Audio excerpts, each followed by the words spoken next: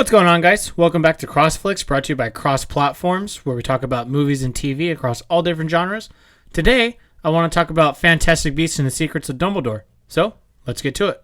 So this little review that I have, it's not going to be spoiler-filled, and it's also going to be very quick because I do want to see the movie again. I saw this movie in 4DX, which was really cool. It was like 4D is like where the chair moves and they spray water on you and they blow wind at you and stuff like that. It's cool, but when it's your first time seeing a movie, it really takes you out of it because there's times where you get into the movie when the seats aren't moving and then it starts moving, so it really throws you out. And then there's also times where you anticipate it to start moving, so you're paying more attention to whether or not the seat is going to move than just watching the movie.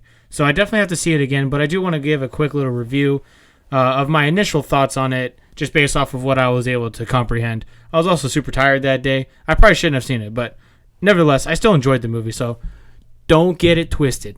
I want to start off pretty strong here with Grindelwald. Everybody know, or not everybody, but if you don't know, most people do. They changed Grindelwald because of the whole Johnny Depp Amber Heard situation, which is kind of ridiculous, in my opinion. I don't think he's completely innocent, but I also there's clear and present evidence that she's abused him too. So the fact that she got to stay in Aquaman and he was forced to leave Fantastic Beasts when they're all under the same company is pretty stupid, in my opinion. But Mads Mikkelsen does a fantastic job as Grindelwald, and in a way, I kind of found him a little bit more believable. I felt like Johnny Depp's Grindelwald he didn't really give a shit about anybody's feelings or anything like that. Dumbledore in particular, because they had a relationship. I felt like Johnny Depp's Grindelwald was kind of over it and didn't really give a shit anymore, and it was just I just want to rule everything. Whereas Mads Mikkelsen's Grindelwald, you still feel the attachment that he has to Dumbledore in this movie, even though they do have dialogue together. It's not much, though, to be honest, but there's those attachments there that you actually can feel quite well within this new iteration of Grindelwald. And not that I like it better, but it's different, and I don't dislike it at all. Yeah, I would like to have seen Johnny Depp stay in that role because he probably could have transitioned that character into something that was more believable as somebody that's still in love with somebody else or that still has feelings for somebody else. But I did like Mads Mikkelsen as Grindelwald.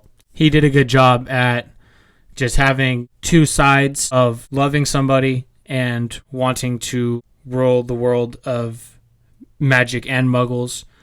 He did a good job showing how they can kind of be that inner conflict, but also just staying true to what he believes in. I thought that was really cool. It was a different dynamic. I'm excited to see where it kind of goes in the next. I believe there's supposed to be 2 more movies. It's supposed to be a 5-movie arc. So we'll see what happens. But either way, I'm curious to see where he takes his character next.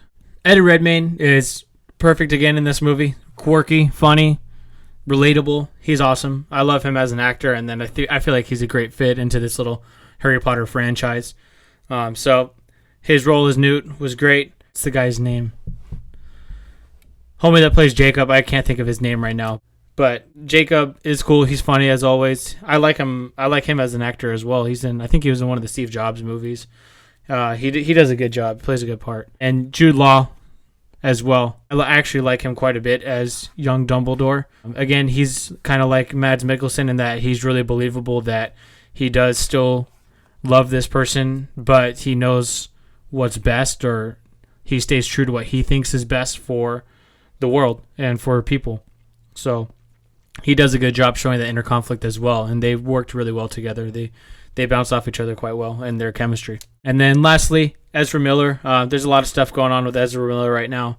So not that he wasn't really good or bad in this movie. He actually played a lot less of a role than I thought he would, because he was a very big part in mainly the second one, but in both movies he actually had a significant role, and I feel like they kind of cut his down quite a bit in this movie, which was interesting. But there is a certain twist to his character, and I didn't really think you could twist past what already happened at the end of the second movie, so that was kind of cool to see.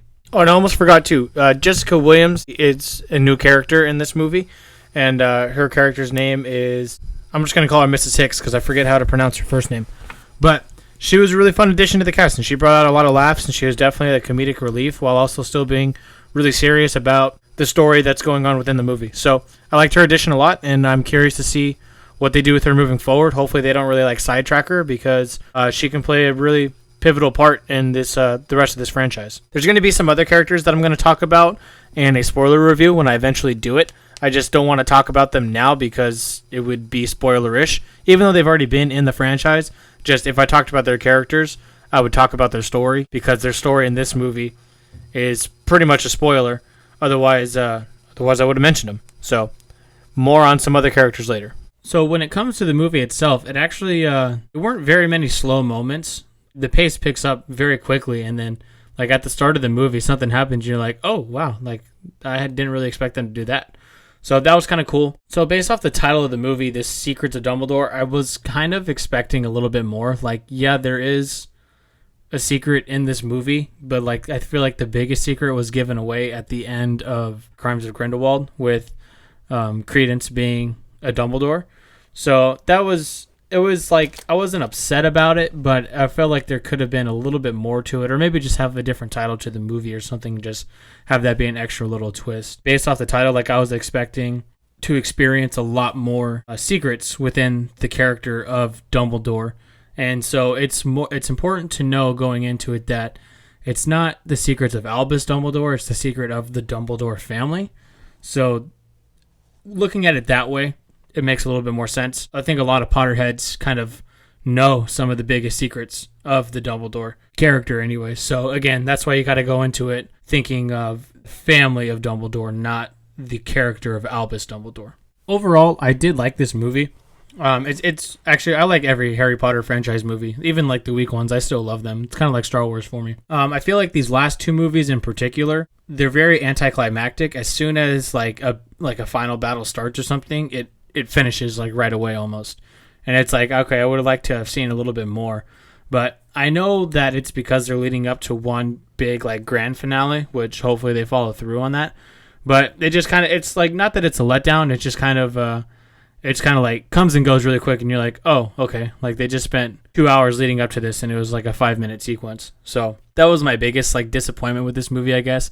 But I felt the exact same way about the Crimes of Grindelwald. I felt like it did the same exact thing. So I do like this movie better than the second one, based off of a first viewing, and but not as much as the first. And a lot of people like this one, The Secrets of Dumbledore, the best out of all three. And I think the reason why I like the first one the best, the Fantastic Beasts and Where to Find Them, is because I went into it expecting a Harry Potter type movie with Harry Potter type action, and there really wasn't much of it, but I ended up liking the story and the characters more than I anticipated, and it was also something I wasn't expecting. So I think that's why I like that one the most, but I'm sure my opinion will change eventually once all 5 movies are out, and once I see this movie again, I'm a little bit more energized. I'm not moving around with the seats and stuff. I might like it better than the first, because the overall story is creative, and they actually brought in a person to do a screenplay with J.K. Rowling. The biggest knock on the second movie was that J.K. Rowling only did the screenplay, and she's not a screenplay writer, so it kind of messed with the function of the film, I guess you could say. So that definitely helped this movie, and you can tell the pacing is much better because of it. Overall, again, I like all the Harry Potter movies, so I did like this one. I'm probably going to give it like a 7.5 on my first viewing. I know for sure it'll go up once I see it again. I just haven't gotten around to doing so. So that's it for me. That's my little non-spoiler review. Again, I did not like this movie, and I didn't love it. Usually, if I love a movie, I'll be talking about it all the time. And it took me quite a while to come out with this review, because I saw it Easter weekend, and then I just kind of have been sitting on it, just more so thinking about it. And when I came to the conclusion that I'm not really dying to go see it again, I was like, okay, then I could make my review on it, say my feelings on it, and just kind of go from there. It's one of those where I'm just like, yeah, it was good. I'm glad I saw it, but I don't need to see it again. So that's why I put it at a 7.5. I'm sure it'll go up to an 8 or an 8.5 after seeing it again, or like once it comes out on DVD and I watch it. So yeah, that's it for me. I'll see you guys in the next video.